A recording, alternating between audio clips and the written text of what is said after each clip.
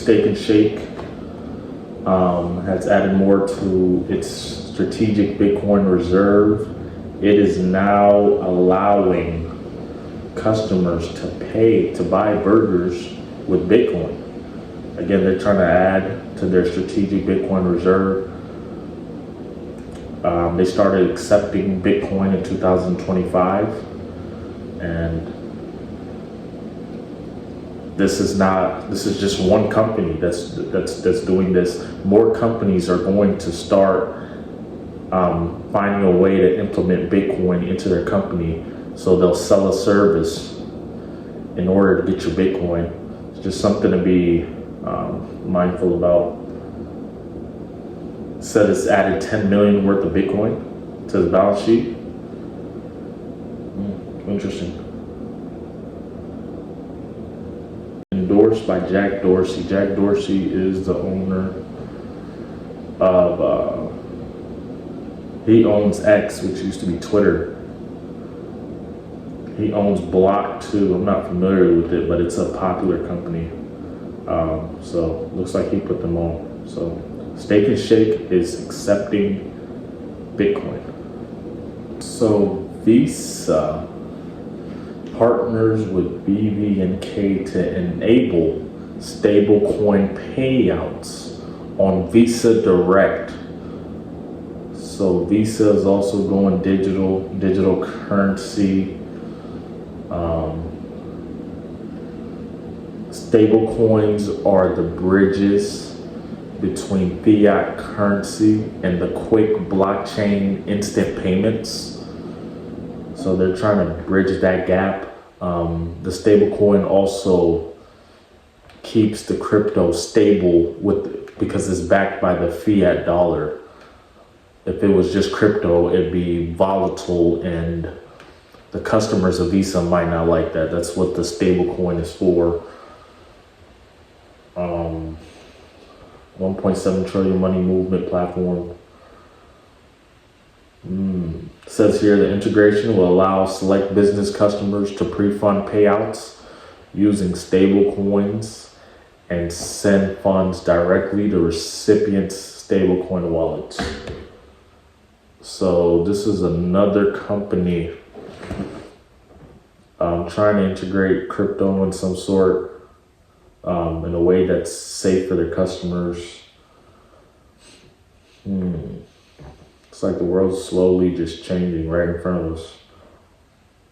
Spokesperson of BVNK told Decrypt that the partnership is a clear sign that stablecoins are becoming a mainstream complementary payment rail, adding that the firm is working on pilot programs with a limited set of Visa Direct enterprise clients, including PSPs, marketplaces, and platforms. Our roadmap is for expansion to additional corridors, currencies, stablecoins, and customer segments based on regulatory approval and customer demand. Interesting. So Visa is adding stablecoins. This was published January 14, 2026 though. So the beginning of this year. Morgan Stanley applies for National Trust Charter to hold clients' crypto. This move is a part of a broader institutional push for regulated digital asset infrastructure. A crypto journalist, Amin Ayad.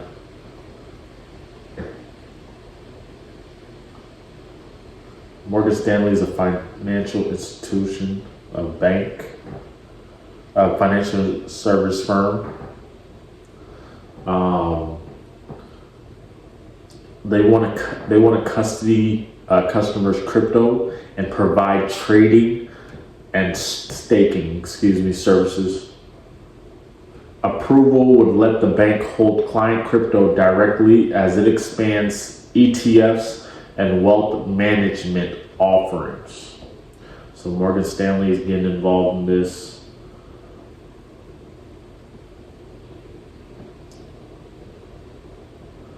They submitted the application on February 18th under the name Morgan Stanley Digital Trust. The move would establish a newly created banking entity rather than an acquired institution. So they want to hold your crypto when you take out a loan with them, and if you don't pay that loan back, or if you don't pay it in time, they're either going to take your take your crypto or charge you interest. You see more and more companies are adopting the crypto. We'll get into the bills later that's being passed and that have been passed. But this is just interesting looking at all these different countries. Staking services, will also get into that also. It says an increasingly common feature among institutional crypto platforms.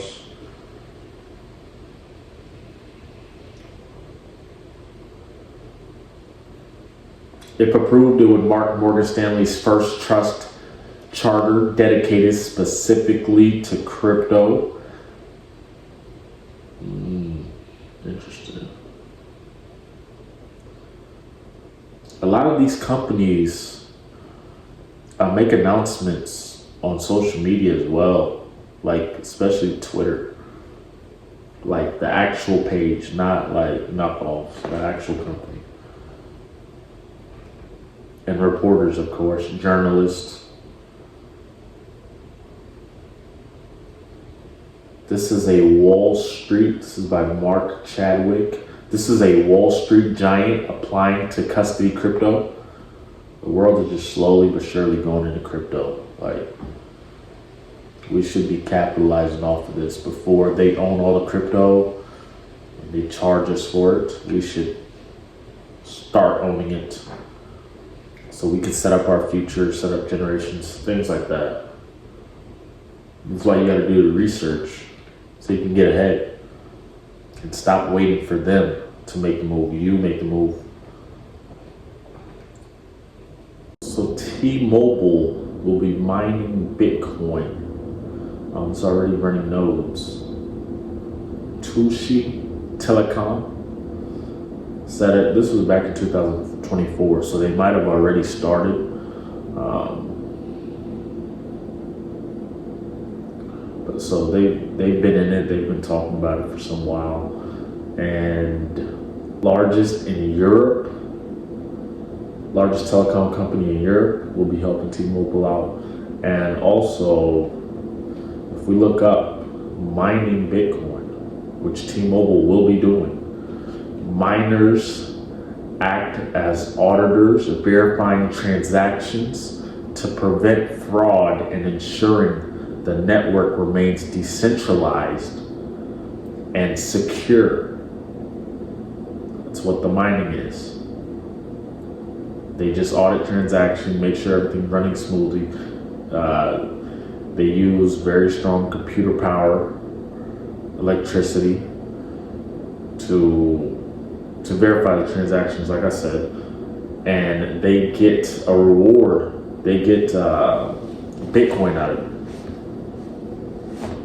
Could be fractions, also called Satoshis, but they get substantial amount of Bitcoin just for mining. A block reward is what they call it. Computers compete to solve complex mathematical problems, hashes, to add a new block of transactions to the blockchain. The first to solve it wins the reward.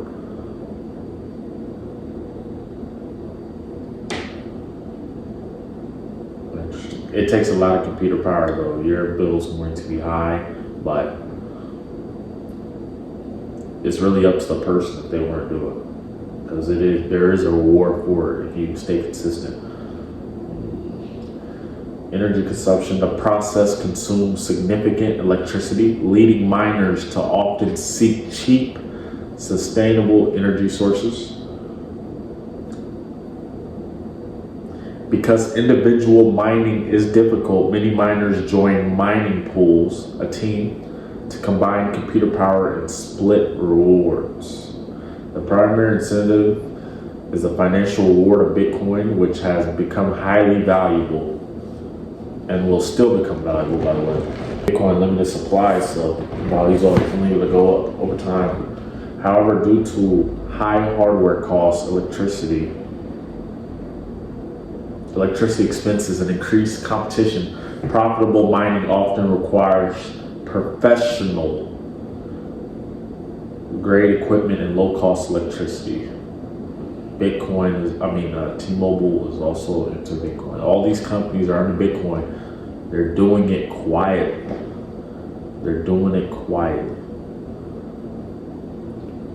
While there's a war going on, there's all this going on, they're just stagnant. Ripple XRP. XRP wants to work as a form of bank, not a bank, but a form of bank. Anything that can be done in the banking system, they want to run it on their blockchain. Lending, privacy, permissioned market infrastructure. So XRP is something interesting. This update here is about a bug they fixed. And that's just pretty much all it's doing. I don't really look much into this, but I know people are interested in XRP. And this is it right here. Citibank executive has announced the firm's plan to introduce infrastructure to make Bitcoin, BTC, bankable as part of a broader institutional push to integrate the flagship cryptocurrency into traditional financial systems. The executive highlighted the need for a 24/7 dollar or digital money as the world adapts round-the-clock assets like Bitcoin and transitions into 24/7 systems and process. So, institutional grade custody will bank with bank level standards of risk and compliance, single service model across crypto securities and money, simplification and standardization. So they want to hold your crypto instead of you doing self-custody.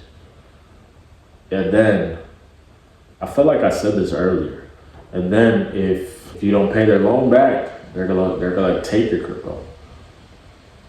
You gotta watch the play, bro. They're trying to keep your asset that's going to continue rising. Bitcoin's going to continue rising.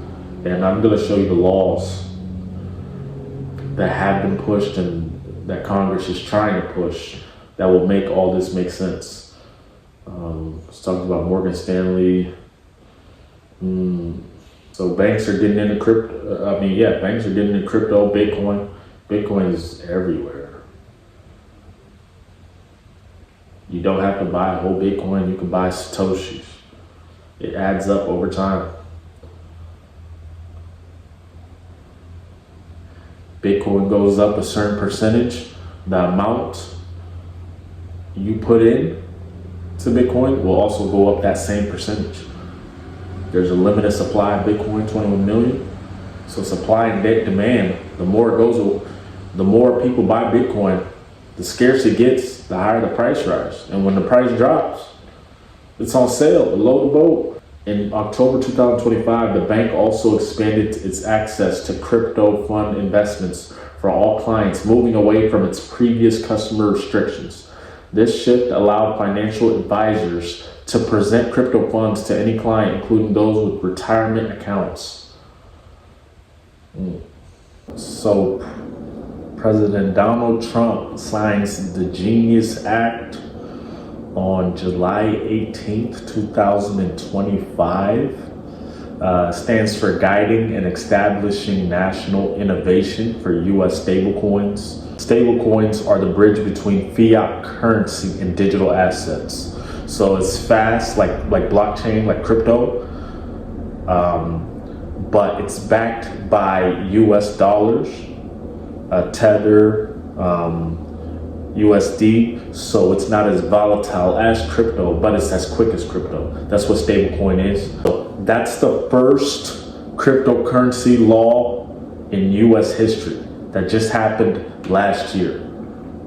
The Genius Act. So this is all going to an account. This is all happening while all these banks are applying for crypto licenses, or all, you see the play, it's all happening at the same time. So when this crypto market takes off, it's going to take off. They're all preparing for it. You just got to pay attention. You got to do your research. You can see the play. Examples of stablecoin, again, is Tether, USD. That's about all I'm aware of right now. Fiat currencies. Combine instant processing with stability of fiat currency. Used for trading international remedies and hedging against high inflation.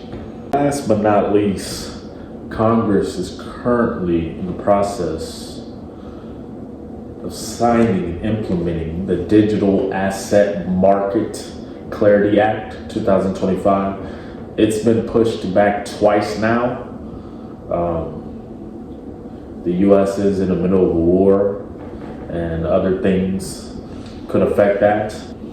This would be when it goes through, and if it goes through, it'll be the second cryptocurrency law ever passed.